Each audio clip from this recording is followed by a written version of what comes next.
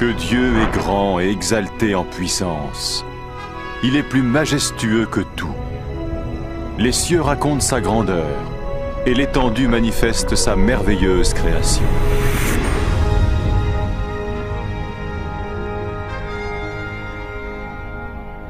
Jour après jour, ils ne cessent de parler, et chaque nuit, ils le font connaître. En créant les cieux, Dieu créa aussi la terre, et à partir de la poussière du sol, il créa l'homme et lui insuffla dans les narines le souffle de vie.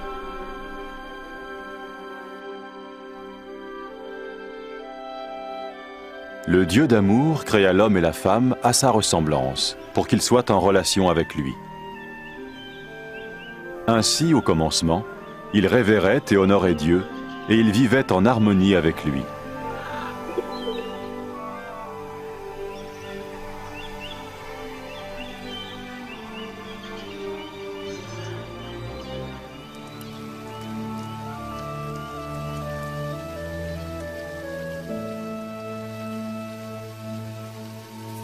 Il en fut ainsi jusqu'au jour où Satan tenta la femme pour lui faire manger le fruit défendu. Elle le donna à l'homme qui en mangea aussi. Ce faisant, l'être humain se rebella contre Dieu et suivit son propre chemin.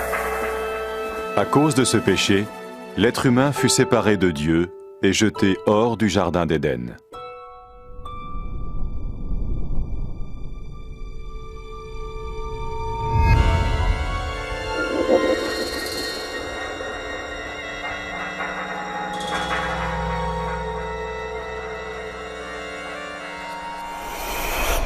Mais Dieu aimait toujours l'être humain.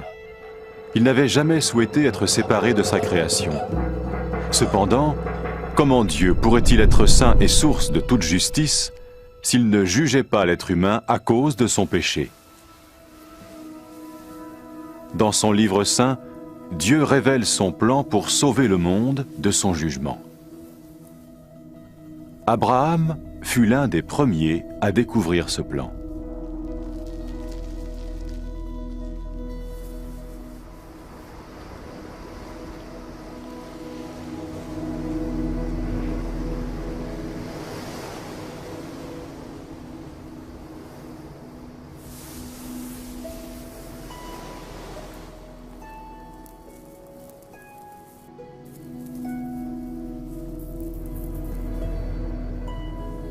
Abraham était un homme juste. Dieu lui fit la promesse de le bénir et de rendre ses descendants aussi nombreux que le sable de la mer et que les étoiles du ciel.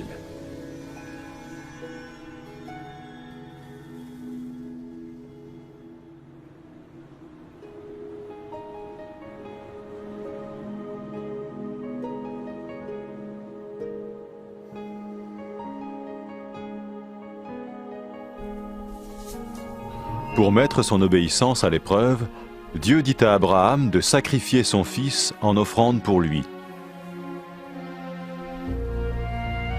Abraham fit confiance à Dieu et chercha à lui obéir.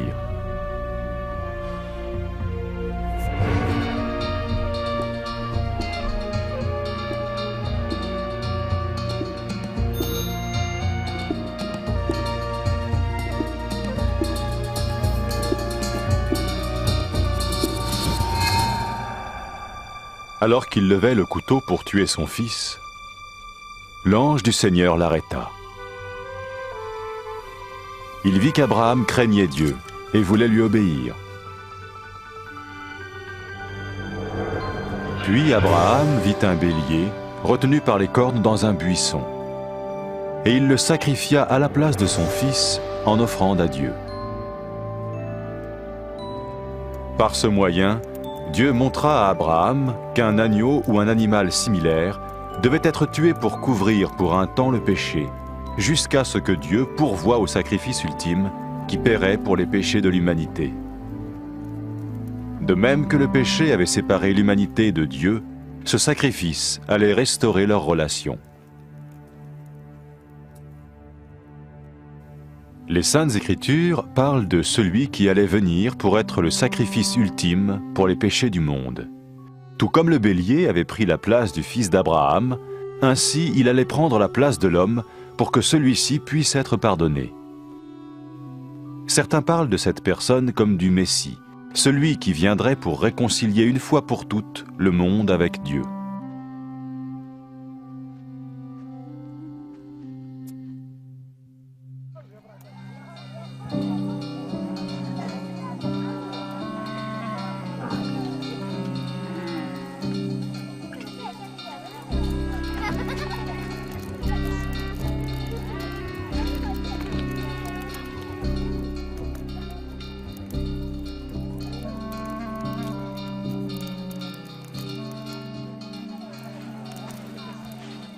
Les prophètes ont prédit en détail de nombreuses choses concernant le Messie des centaines d'années avant sa venue. Le prophète Ésaïe a prédit qu'il naîtrait de façon miraculeuse. Une vierge attendrait un enfant qu'on appellerait spirituellement parlant le Fils de Dieu. Le prophète Michée a prédit que le Messie naîtrait à Bethléem, tandis que le prophète Zacharie a dit à l'avance qu'il ferait son entrée dans Jérusalem sur un âne, et que Judas, l'un de ceux qui le suivaient, le trahirait.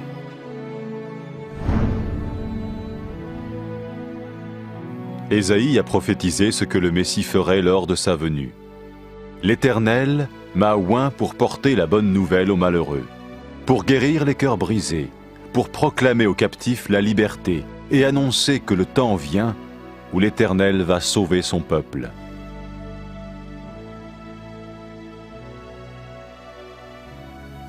Qui était donc le Messie? Au 1er siècle vint un prophète appelé Jésus. Certains pensèrent qu'il était celui dont parlaient les prophètes. Est-ce possible? Sa vie a-t-elle accompli ce qu'on avait prédit de lui? Jésus était-il plus qu'un prophète? Ce qui suit est son histoire basée sur des témoignages oculaires rapportés dans les Saintes Écritures.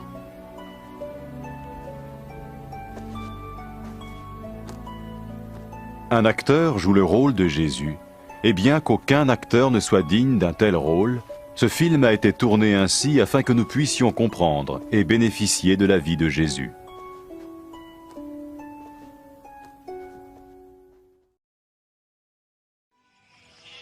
J'écris pour toi, cher Théophile, un récit ordonné des événements qui se sont passés parmi nous. Je le fais pour que tu reconnaisses l'entière véracité des enseignements que tu as reçus.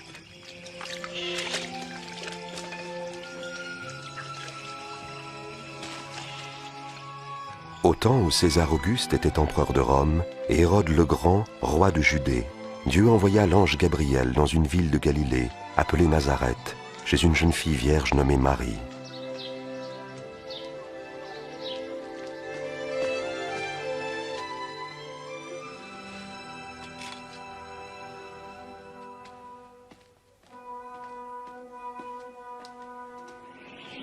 N'aie pas peur, Marie, car tu as trouvé grâce devant Dieu. Tu concevras et tu enfanteras un fils à qui tu donneras le nom de Jésus. Comment est-ce possible? Je suis vierge. Le Saint-Esprit viendra sur toi. C'est pourquoi le Saint-Enfant qui naîtra de toi sera appelé le Fils de Dieu. Son royaume est éternel. Alors Marie se rendit dans une ville des montagnes de Judée, chez sa cousine Élisabeth, elle aussi miraculeusement enceinte. Élisabeth. Marie, cousine Marie, tu es bénie entre toutes les femmes, et l'enfant que tu portes lui aussi est béni. Car à l'instant où tu m'as salué, le bébé qui est en mon sein a remué d'allégresse. Mon âme exalte et magnifie le Seigneur. Et mon esprit a trouvé la joie en Dieu, mon Sauveur. Désormais, tous les âges diront mon bonheur.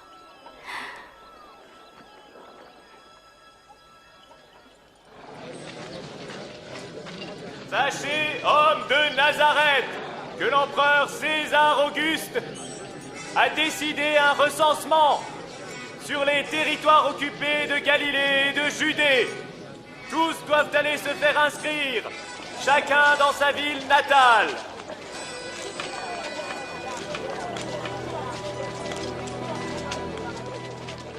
et Marie se rendit à Bethléem en Judée avec son fiancé Joseph pour se faire recenser.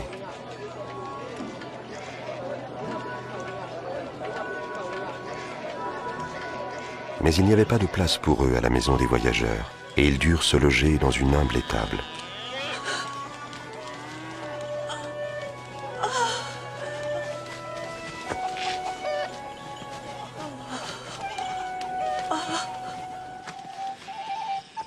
Dans les champs environnants, des bergers passaient la nuit pour garder leurs troupeaux.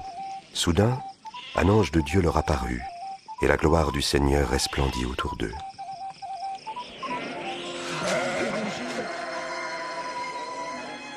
Aujourd'hui, dans la ville de David, un sauveur vous est né. C'est le Christ, le Seigneur.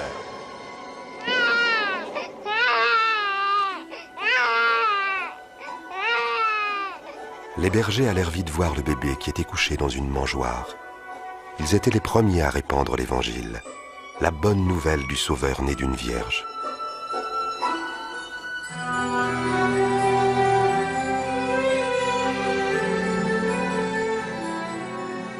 Lorsque 8 jours plus tard arriva le moment de circoncire l'enfant, on lui donna le nom de Jésus.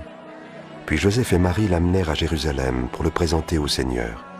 Il y avait au temple un homme droit et pieux nommé Siméon. L'Esprit de Dieu lui avait révélé qu'il ne mourrait pas avant d'avoir vu le Messie, l'envoyé du Seigneur.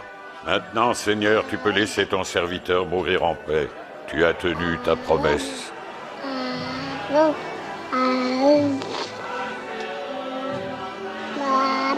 Car de mes yeux, j'ai vu le Sauveur qui vient de toi. Que le Très-Haut vous bénisse.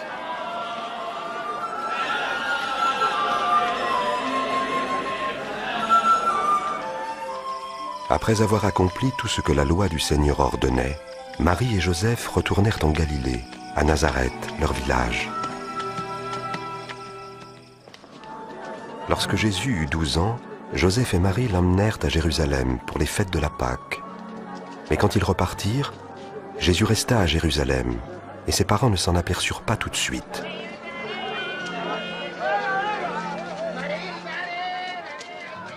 Ils retournèrent à Jérusalem pour le chercher, et le 3e jour, ils le retrouvèrent au temple, assis au milieu des maîtres religieux. Qui est cet enfant qui pose tant de questions? Il vient de Nazareth. Nous le croyons reparti avec nous. Veuillez excuser sa ferveur. Tous étaient frappés par son intelligence.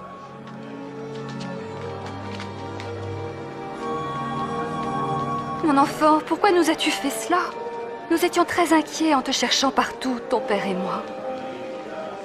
Pourquoi m'avez-vous cherché? Ne saviez-vous pas que je dois m'occuper des affaires de mon père?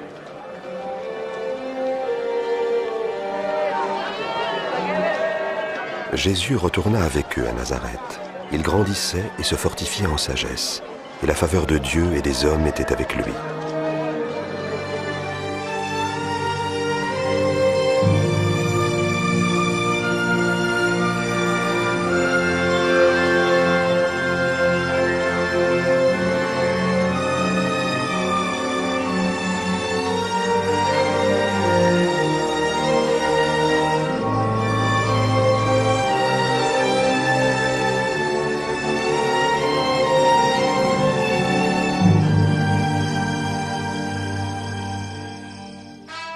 C'était la 15e année du règne de l'empereur Tibère. Ponce Pilate était gouverneur de Judée, et Hérode régnait sur la Galilée. Anne et Caïphe étaient les grands prêtres. Cette année-là, Dieu confia son message à Jean dans le désert. Il parcourait la région du Jourdain, proclamant un baptême en signe de repentance, afin que Dieu pardonne les péchés. Éloignez-vous du péché! Faites-vous baptiser! Et Dieu pardonnera vos péchés! Ainsi qu'il est écrit au livre des paroles du prophète Ésaïe. Une voix crie dans le désert. Préparez le chemin du Seigneur. Rendez droit ses sentiers. Tout ravin sera comblé. Toute montagne et toute colline seront abaissées.